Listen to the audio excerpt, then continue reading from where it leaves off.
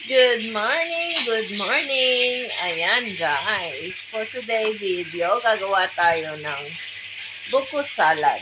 Ayan, so syempre, kasama ko, gagawa ito. Big assistance. So, eto, nandito tayo sa salas dahil wala nang pwesto dun sa kusina dahil busy-busy si Gringo. Ayan. So, mag-start na tayo guys. So, ayan guys, yung aking dinutong gulaman ay ang binili ko yung sachet na buko pandan na para meron na siyang pandan. So, dahil walang fresh pandan, at yun ay meron na siyang pandan. So, ayan, iniwa ko lang siya sa maliit. So, ang binili ko pala is dalawang sachet for 1.5 liter yung isang sachet. Then, bali 12 cups na tubig. Pero hindi ko ginawang 12 cups, ginawa ko lang 11 para siya ay matigas ng kaunti. Ayan. So ayan, iwain natin ng maliit na hiwa. Depende sa gusto nyong iwa. So ayan, square, pero ako hindi na nagiging square. Ayan. Bahala na, basta i-mekos-mekos natin yan. So ayan, ang iwa ko. Merong maliliit, merong malalaki. So, depende sa gusto nyong hiwa. So, kami lang naman kakain, kaya yan. Hindi na kailangang perfect yung pagkahiwa. So, ayan. Hiwain lang hanggang mahiwa lahat, syempre. So, wala mag-iiwan. So, ayan na ang aking bowl. Kukunin ko lang yung mga nahiwa ko. So, ang nagawa ko pala is dalawang llanera. So, dalawang ano yun. Then, ayan na, linagay ko na lahat ng aking nahiwa. So, masarap din naman yan, guys. Linagyan ko lang ng 2 cups. Ay, no, 1.5 cups of sugar.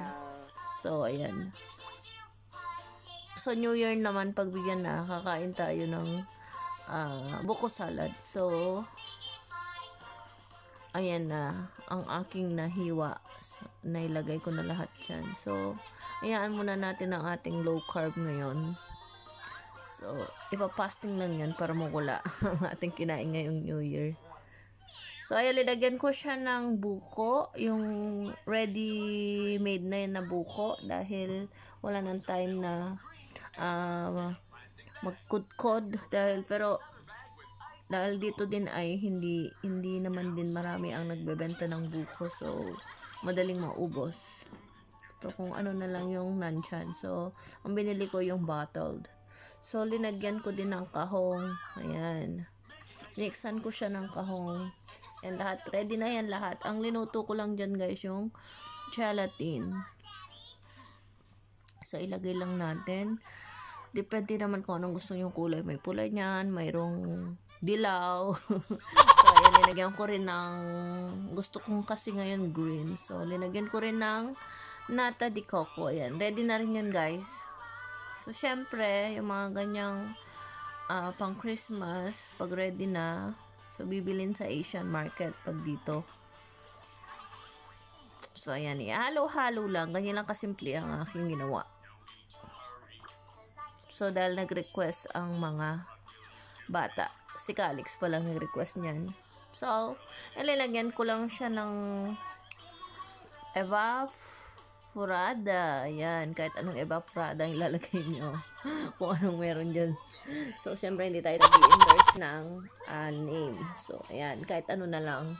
Basta kung ano yung merong evaporada. So, nilagyan ko din ng condensed milk. Dahil, yan na yung pinaka-sugar. Para hindi ko na siya lalagyan ng sugar. Dahil ako, guys, di talaga ako makain ng may sugar. So, dahil nga naglo-low carb ako. Dahil cheat day lang ako. Ayoko yung sobrang tamis na food. Kasi pag naglo-low carb ka, yung matamis na pagkain, parang sobrang tamis na sa'yo. So, ayan, nilagyan ko din ng Nestle cream. Yan ay cheat day talaga. Bawal na bawal yan talaga sa mga naglo-low carb. Wala talaga yan. So, dahil nga, pagbigyan ng sarili ngayong New Year, hindi naman lagi. So, ipapasting lang. So, nilagyan ko din ng cheese. Kung anong merong cheese.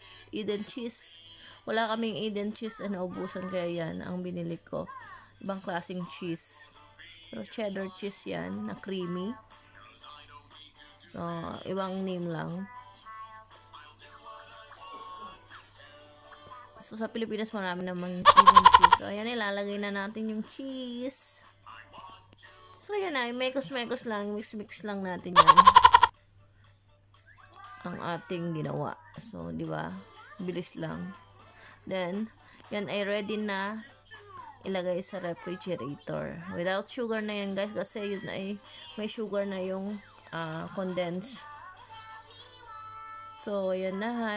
Ibabalot na lang natin yan. Then, ilalagay sa refrigerator para creamy din ang ating New Year. So, ayan guys. Bye-bye. Happy New Year. Yung next video.